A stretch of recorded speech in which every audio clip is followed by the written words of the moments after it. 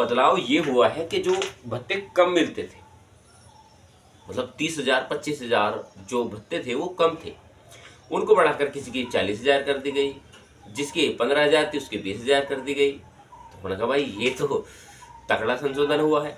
नमस्कार, मैं अनुज कुमार। आज हम फिर एक पुरानी पेंशन योजना का जो किस्सा हमने उठाया था वर्ष 2004 में, उसके बारे में संपूर्ण वीडियो होने वाली है। साथियों, इसमें बात करेंगे ओपीएस, यूपीएस और एनपीएस तीनों योजनाओं के बारे में बात करने वाले हैं। आखिर कर्मचारियों को जो उनका हक है वो क्यों नहीं मिल पाया। 2004 से लेकर अब 2025 तक भी सभी कर्मचारी अपने लिए आवाज उठाते रहे हैं, कहीं ना कहीं धरना प्रदर्शन करते रहे हैं और कहीं ना कहीं अपनी आवाज बुलंद करने की कोशिश करते हैं, लेकिन उनका हक और अधिकार उनको नहीं मिल पाया। संसद में रोज एक नया बिल पास होता है, रोज एक नया संशोधन होता है, लेकिन ओपीएस के लिए क्या बिल है, क्या संशोधन है या क्या प्रावधान रखा गया है, उसके बारे में अभी तक भी किसी ने बात नहीं की।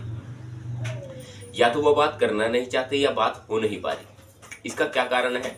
इसका सबसे बड़ा कारण यही है, अभी आप ही ने हाल ही में देखा होगा, मैंने वीडियो भी बनाई थी इस टॉपिक पर, कि आपने जो कर्मचारियों ने जो अपने लिए आवाज उठाई कि वोट फॉर ओपीएस पुरानी पेंशन योजना बहाल कीजिए, तो वो बहाली का जो सिस्टम था वो इस तरीके से चेंज हुआ कि बढ़ाने के लिए आपने कहा, लेकिन अब हमारे देश के मंत्रियों को बढ़ा हुआ वेतन, बढ़ा हुआ भत्ता और बढ़ा हुआ संशोधन मिलने लगा है। ठीक है, खुद ही अपने लिए बिल पास करते हैं, खुद ही अपने लिए एक आवाज उठाते हैं, खुद ही उसको पास कर देते हैं, सब कुछ अपने लिए करते हैं। आपको क्या मिला? हमें क्या मिला?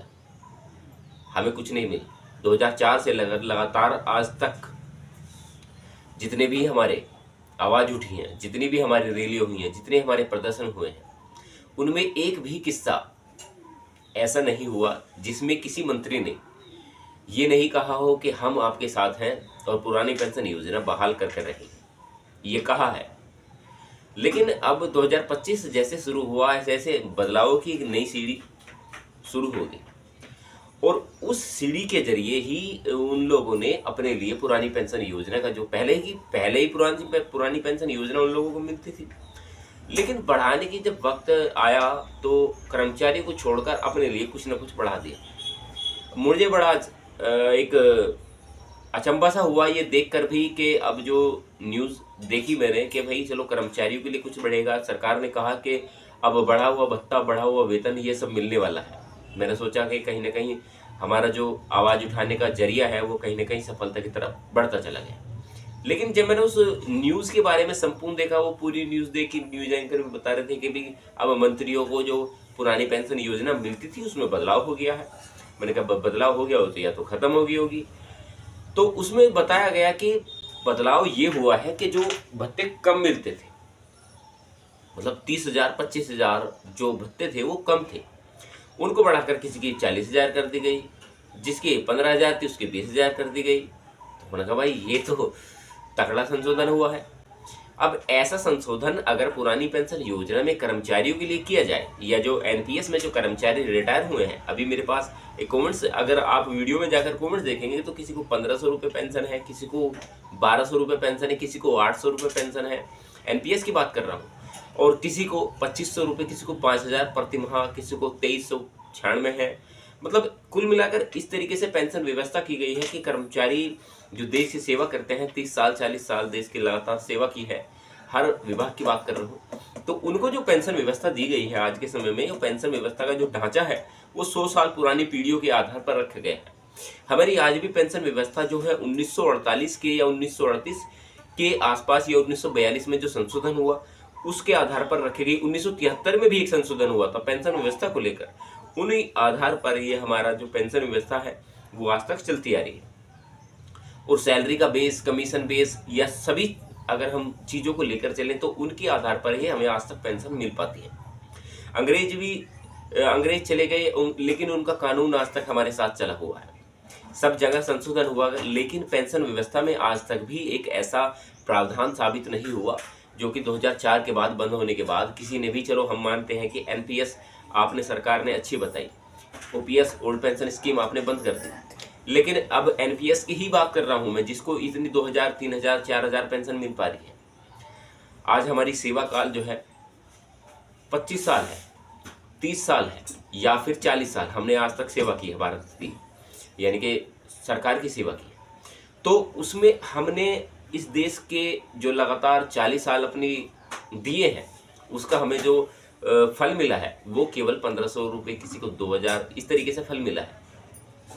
ठीक है, आज अगर एक पार्लियामेंट का नेता ही 5 साल के लिए सत्ता में आता है, या फिर नॉर्मली मान लीजिए कोई भी एक ऐसा नेता हो जो कि सत्ता में 5 वर्ष के लिए आ जाता है, तो उसकी पेंशन व्यवस्था पुरानी पेंशन व्यवस्था के दायरे में आएगी। उसको कोई भी ऐसा फॉर्म नहीं भरना होगा जो कि हम एनपीएस नहीं लेंगे, हम ओपीएस नहीं लेंगे, हम यूपीएस नहीं लेंगे, डायरेक्ट आपको पुरानी पेंशन योजना दे दी जाएगी। आपको उसके लिए संघर्ष नहीं करना पड़ेगा। लेकिन जब कर्मचारियों की बात आती है तो उसमें संघर्ष भी करना पड़ेगा, लड़ाई भी करनी पड़ेगी, सब कुछ करना पड़ेगा, अपने अधिकार के लिए बोलना भी पड़ेगा, तब भी जाकर आपको पेंशन व्यवस्था नहीं मिलने वाली। तो आखिर ऐसा दोगलापन जो सरकारों ने हमारे साथ किया है वो ऐसा क्यों किया है? मेरा सवाल केवल इतना ही है। हम एक चीज का मायना रखें कि अब यूपीएस हमारे लिए चालू हुई है, उसमें ऑप्शंस भी मिला है कि अब आप इस एनपीएस में जो कर्मचारी हैं वो यूपीएस में स्विच कर सकते हैं। आखिर इसका बेनिफिट क्या होने वाला है, उसका फायदा हमें क्या मिलेगा? जो हमारा एनपीएस का अब तक का ब्याज है वो हमें यूपीएस में जाकर ज्यादा या अधिक मिलने वाला है, या फिर वही ब्याज और वही नीतियां जो इसमें लागू होने वाली है? यानी यूपीएस की बात करें तो यूपीएस में तो इस तरह का भी संशोधन है, अगर मान लीजिए जो कर्मचारी है उसकी सेवा के दौरान या फिर जो मतलब रिटायरमेंट के बाद मृत्यु हो जाती है तो उसकी पत्नी को उसका 60% मिलेगा। देखिए, उसमें एनपीएस में 50% था, यूपीएस में 60% कर दिया गया है। लेकिन अगर वो जो नॉमिनी है यानी कि पत्नी जो है वो भी नहीं रहे, उसकी भी मृत्यु हो जाए, तो उसका हक जो है बच्चे नहीं ले सकते। आखिरकार जिसका जो पैसा है उस सरकार उसको क्यों नहीं देगी? रोजगार या फिर मान लीजिए पुरानी पेंशन व्यवस्था, ओपीएस या एनपीएस, ये 4 मुद्दे ऐसे हैं जो देश में हमेशा उठते रहेंगे। जो इन चीज़ों के बारे में नहीं जानता वो इसके बारे में आवाज़ भी नहीं उठाता। तो हमने अभी तक भी कोई ऐसा टॉपिक नहीं देखा जो सरकार ने आकर कहा हो कि भाई चलो पुरानी पेंशन योजना का जो हिस्सा है इन लोगों ने जो कर्मचारियों ने उठाया है वो उन लोगों को मिल जाना चाहिए। नहीं उठेगा, नहीं मिलेगा। जब तक आप अब 2029 का वक्त आने वाला है, 2029 में हमारी आवाज़ बुलंद होनी चाहिए, ताकि हम ये नहीं चाहते कि सत्ता पलट हो। हम केवल इतना चाहते हैं कि जो हमारा हक है वो हमको मिल जाना चाहिए। बस इतना ही मेरी आपसे विनती रहेगी। वीडियो में आप कमेंट्स करें और ज़्यादा से ज़्यादा वीडियो को शेयर करने की कोशिश करें, ज़्यादा से ज़्यादा चैनल को सब्सक्राइब करने की कोशिश करें, ताकि हमारी आवाज़ जो हमारी आवाज़ है वो देश में जगह जगह तक जा सके। नमस्कार साथियों, मिलते रहेंगे आपसे ऐसे ही एक नॉलेजेबल और विश्लेषण मुद्दों के साथ। तब तक आप अपना ख्याल रखें।